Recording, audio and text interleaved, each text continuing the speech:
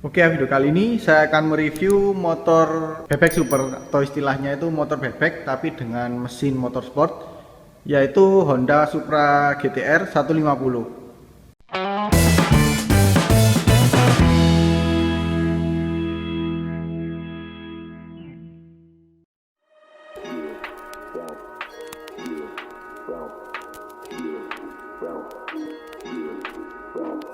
Tell me how you really feel.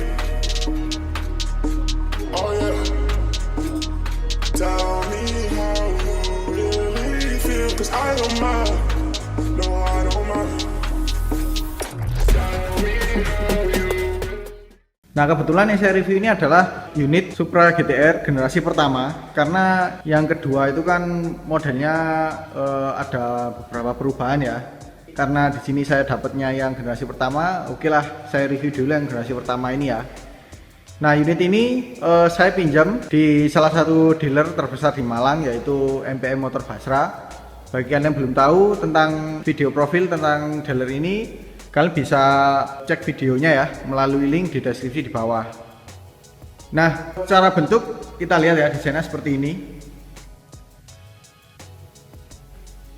Ini sih emang aura motor bebeknya dapat banget sih, cuman lebih apa ya, lebih tinggi ya kelihatannya ya.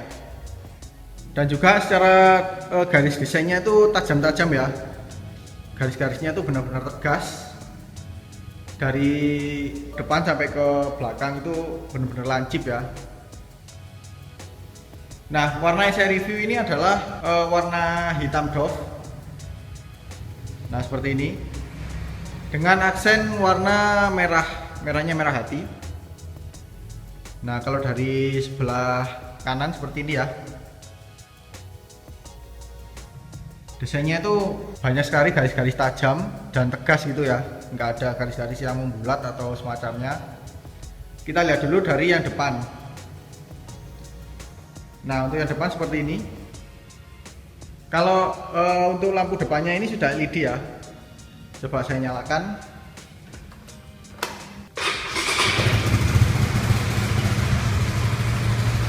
Nah, lampunya seperti ini. Yang atas ini adalah lampu dekat. Yang bawah adalah lampu jauh.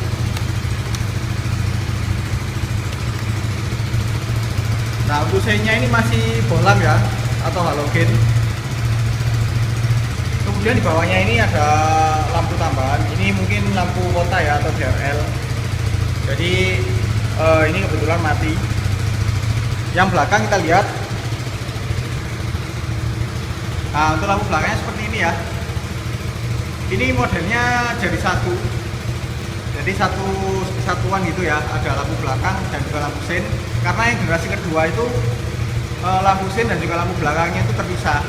Jadi lampu sennya itu ada di bagian spakbor sini. Kalau ini dia menjadi satu. Dan ini bentuknya mirip-mirip dengan Honda Sonic ya. Kalau kalian tahu Honda Sonic 150. Oke, kita kembali ke depan ya. Dan bagian dasinya ini juga bentuknya sangat lancip. Dan di bawah sini ada lubang. Ternyata di lubang sini ada klaksonnya. Unik ya, penempatannya ada di sini. Tuh, kalau kita lihat lancip sekali dari sini. Kemudian di bagian bodi sampingnya juga overlap sampai ke sini ya. Terus untuk bodi tengahnya atau fairing bagian bawah seperti ini. Nah, ini juga bentuknya juga saya cukup suka ya. Mirip-mirip motor sport fairing. Dan karena ini pakai mesin tegak atau mesinnya motorsport ya, karena basisnya ini seperti di CBR 150 dan juga CB150R. Jadi di bagian deck sini atau bodi di atasnya mesin ini lebih naik daripada motor bebek yang umum ya, atau yang istilahnya itu yang murni. Jadi dia lebih naik supaya bisa mengakomodasi bagian mesin yang dia modelnya itu lebih tegak. Kemudian untuk bodi belakangnya ini juga tajam-tajam dan garisnya itu nggak terlalu nggak terlalu lebay gitu ya.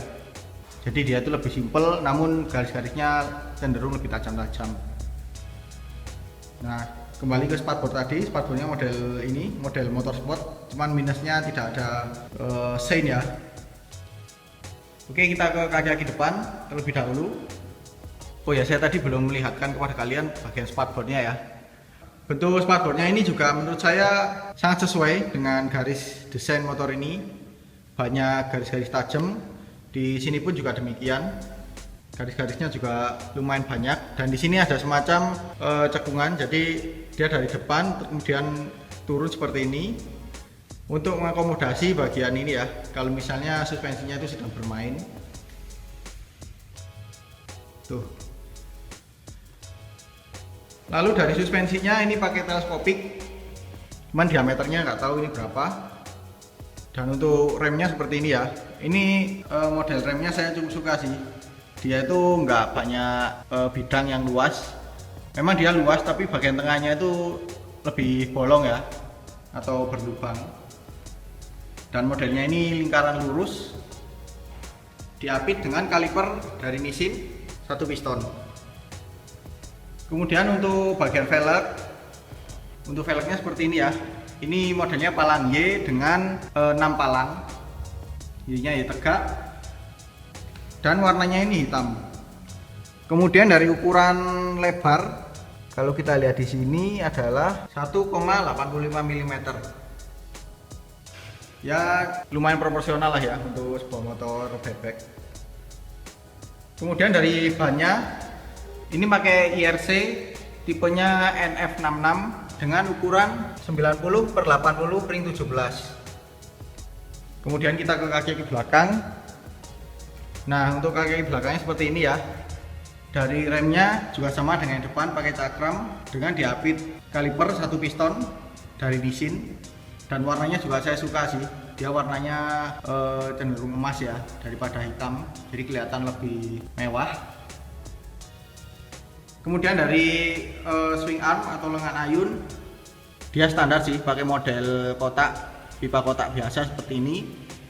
Kemudian dari velg, ini juga model palang Y dengan 6 palang dan punya lebar 3 inch. Jadi ya cukup proporsional lah ya untuk sebuah velg belakang di motor bebek. Kemudian dari bannya, ini pakai IRC tapi tipenya NR83, jadi beda ya dengan yang depan. Dengan ukuran 120/70 ring 17. Tuh, kalau kita lihat proporsinya seperti ini. Nah, jadi dia nggak terlalu kecil tapi juga nggak terlalu besar. Nah, untuk bagian kirinya seperti ini. Ini ukuran gearnya juga cukup lumayan besar ya. Apalagi di bagian tutup rantainya ini model sporty. Jadi kesannya itu lebih padat gitu ya. Lalu untuk footstep, nah yang depan ini footstepnya dilengkapi dengan karet seperti ini, jadi dia bisa menahan getaran atau setidaknya mengurangi lah ya. Dan untuk bagian tuas persneling dia ada 2 opsi, jadi bisa model diinjak ataupun dicongkel. Nah, untuk footstep belakangnya ini beda dengan yang depan karena secara warna pun juga beda. Yang depan berwarna hitam, sedangkan yang belakang ini warnanya silver. Dan ini nggak permanen, jadi bisa dilepas karena di sini ada bautnya seperti ini. Dan untuk model sistemnya sendiri, ini model jagung, jadi dia lebih sporty. Cuman untuk alas kaki tertentu sih mungkin mudah licin ya. Tapi secara dimensi sih lumayan proporsional juga. Nah, oke, sekarang saya akan bahas mesin motor ini ya. Nah, untuk bentuk mesinnya seperti ini ya. Ini bentuknya sama persis dengan CB150R dan juga CBR150 karena punya basis yang sama ya. Cuman di sini dilengkapi dengan starter kaki. Jadi kalau misalnya starter elektriknya itu tidak berfungsi, kalian bisa menyalakan motor ini dengan starter kaki seperti tersebut. Nah, bicara spek, motor ini punya kapasitas mesin 149,16 cc, DOHC 4 katup berpendingin cairan, diameter kali langkah 57,3 kali 57,8 mm. Rasio kompresinya 11,3:1. Jadi bahan bakar yang pas untuk motor ini adalah oktan 95. Kemudian untuk tenaganya ini 12 kW atau sekitar 16,3 PS di 9000 rpm dan torsi 14,2 Nm di 6500 rpm. Jadi untuk motor kelas bebek sih ini kencang ya, yang jelas. Karena motor ini dimensinya nggak terlalu besar dan juga lebih ringan daripada versi yang sportnya. Dan untuk transmisinya ini 6 percepatan, ya sama sih dengan saudara-saudaranya. Dan kalau kita lihat di bagian knalpot, ini secara bentuk beda ya, meskipun mesinnya punya basis yang sama dengan CB150R dan CBR150. Untuk knalpotnya ini punya perbedaan, jadi dia itu lebih kecil kalau kita lihat seperti ini, dan juga dia lebih panjang. Nah, ini menyesuaikan dengan desain motor ini ya. Jadi dia itu lebih kecil tapi lebih panjang. Dan covernya seperti ini. Ini ada dua warna. Jadi bagian sini itu warnanya hitam dengan aksen-aksen karbon ya, tapi warnanya ini doff. Kemudian di bagian ujungnya di sini dilapisi warna silver. Jadi ini sama-sama plastik. Yang benar-benar knalpotnya itu ada di bagian bawah sini. Nah, oke, kita naik ke atas ya, ke bagian stang atau kokpit. Nah, dari speedometernya dulu ya, kita lihat. Untuk yang generasi pertama ini speedometernya perpaduan antara analog dan digital ya. Sedangkan untuk yang generasi kedua atau yang terbaru itu adalah full digital. Kemudian untuk info yang ditampilkan, nah coba saya nyalakan dulu. Nah, di sini ya, untuk penunjuk analognya ini adalah penunjuk putaran mesin. Ini limitnya di 10.000 rpm kalau kita lihat berdasarkan speedometer ini. Nah, kemudian di info digitalnya, di sini ada penunjuk kecepatan, di sini ada total atau odometer, kemudian di sini ada penunjuk sisa bahan bakar, dan di sini ada gear indikator. Tapi kalau netral dia ke sini ya. Nah, untuk info speedometer ini atau info digitalnya kita bisa rubah infonya melalui tombol yang ada di sini. Kita lihat dulu. Ini ke trip meter, kemudian kembali ke total. Ya cuma itu aja sih. Jadi nggak ada info konsumsi bahan bakar ataupun jam, itu tidak ada. Nah, kemudian di sini ada beberapa indikator ya. Di sini ada sein kiri, lampu jauh, kemudian cek engine, suhu. Kemudian di sini ada indikator netral dan di sini ada sein kanan. Ya itu aja sih. Cukup simple, tapi secara bentuk oke lah. Nah, untuk kuncinya ya, kita lihat. Nah, kuncinya seperti ini. Ini dia dilengkapi dengan pengaman magnet dan bentuknya seperti ini kuncinya. Untuk bagian ini lumayan panjang ya. Jadi seperti motor-motor Honda yang lain, ukurannya cukup panjang. Dan untuk bagian magnetnya, ini bentuknya saya cukup suka sih, mirip-mirip dengan atau bahkan sama ya dengan CB150R dan juga CBR150. Bentuknya lebih sporty. Nah, untuk tombol-tombol di sebelah kanan sini hanya ada tombol starter, dan untuk sebelah kiri di sini ada lampu dekat, lampu jauh, klakson dan juga sein. Nah, untuk spionnya seperti ini ya. Spionnya khas spion Honda, jadi dia tangkainya lumayan panjang, dan untuk bentuk spionnya juga familiar sekali ya. Ini seperti motor-motor maticnya, seperti Vario 150 atau Vario 125 nya. Untuk bagian handle gripnya seperti ini ya. Ini modelnya lumayan sporty sih, jadi dia banyak bintik-bintik, kemudian ada guratan-guratan garis seperti ini. Dan untuk jalur stangnya ini standar sih, jadi nggak ada yang spesial. Kemudian untuk handle rem ini berwarna hitam dan bentuknya juga standar-standar saja. Nah, karena motor ini pakai basis mesin motorsport, jadi di sebelah kiri ada handle kopling. Kalau kita tarik sih dia cenderung lebih ke berat ya untuk sebuah motor standar. Jadi kalau ditarik seperti ini. Nah kemudian untuk bagian tempat duduk atau jok, dia secara dimensi panjang ya, tapi nggak terlalu lebar. Cuman kemarin saya pernah coba test ride Supra GTR, itu teksturnya lumayan oke sih.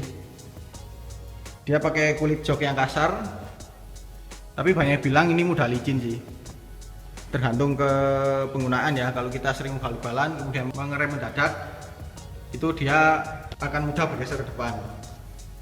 Karena kalau kita lihat dia itu cukup curam, jadi dari bawah ke atas itu naiknya lumayan signifikan ya. Tuh. Nanti saya akan coba review lagi di bagian ergonomi. Kemudian di belakang sini ada behel atau grip ya, untuk pegangan. Jadi kalau kalian mau memindahkan motor atau mungkin melakukan standar tengah, itu bisa terbantulah dengan adanya ini. Nah, masih dilengkapi dengan standar tengah, jadi lebih praktis. Oke ya, saya akan mencoba membuka jok ini untuk melihat bagian bagasi, apakah ada ruang bagasi atau tidak ada. Nah, untuk membukanya di sini ya. Nah, ini dulu ada cerita unik ketika saya melakukan pengisian bahan bakar. Itu saya bingung nyari kuncinya di mana, ternyata ada di sini. Karena normalnya itu kan bagian sini ya. Di bagian sini. Ternyata untuk Supra GTR ini dia ada di bagian sini. Nah, jadi seperti ini ya untuk isi di dalam jok Honda Supra GTR 150 ini. Praktis sih, ini nggak ada bagasi untuk tempat penyimpanan, hanya ada tempat untuk menyimpan kunci-kunci yang ada di sini. Ini juga kecil. Tuh, kalau kita taruh toolkit di sini udah full ya. Dan biasanya kan bagasinya ada di sini ya. Tapi karena ini pakai basis motorsport, jadi dia perlu filter box yang lebih besar, otomatis peletakannya ada di sini. Jadi dia mengurangi akomodasi bagasinya, bahkan menghilangkan. Nah, untuk tangki bahan bakarnya di sini ya. Dia modelnya juga standar sih. Tuh, seperti ini. Dan untuk kapasitas tangki bahan bakarnya ini 4,5 liter. Ya standar ya untuk sebuah motor bebek. Tapi kalau dipakai untuk motor sport, saya rasa kurang besar sih. Oke, kita tutup lagi. Nah, untuk suspensi belakang motor ini ya, dia pakai monoshock, jadi nggak seperti motor bebek pada umumnya yang pakai dual shock.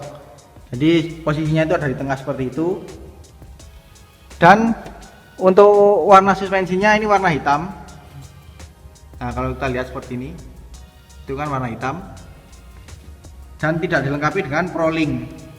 Jadi suspensinya itu dari rangka langsung ke lengan ayun, tidak ada link tambahan seperti kakak-kakaknya ya atau saudaranya, yaitu CB150R dan CBR150.